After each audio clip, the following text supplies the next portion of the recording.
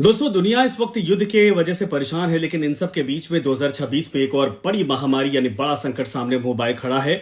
और जो खबर सामने आई कि 2026 में कोविड एक बार फिर से लौट चुका है। इस वक्त दुनिया के 23 देश कोविड की महामारी से परेशान है, जिनमें अमेरिका सबसे ज्यादा है, यूरोप के कई देश, ऑस्ट्रेलिया और साथ में अब खबर है कि ये श्रीलंका तक भी पहुंच गया है। यानी एक नहीं बल्कि हजारों लोग इस वक्त इस नए वाले वेरिएंट की वजह से परेशान दिखाई दे रहे हैं। और चिंता की बात यह है कि सिर्फ ये एक देश में नहीं है। सिर्फ अमेरिका की बात करें तो वहां पर 23 राज्य इससे प्रभावित है। यूरोप के कई देश, जहां पर कई राज्यों में यह विकराल रूप लेता दिखाई दे रहा। ऑस्ट्रेलिया इस वक्त परेशान है और श्रीलंका में जैसे ही इसकी एंट्री हुई है उसके बाद चिंताएं बढ़ गई हैं कि क्या अब ये अमेरिका, यूरोप के बाद एशिया में भी दस्तक दे चुका है। क्योंकि पिछली बार याद करिए कि जब कोविड फैला था, चाइना में, वुहान में तस्वीरें सामने आई थी, हम सब ने कहा था कि भाई चाइना में है, यहां तक आते आते दम तोड़ देगा, बहुत गर्मी है, यहां कोई परेशानी नहीं होगी, यहां के लोग बहुत ज्यादा इम्यून होते हैं।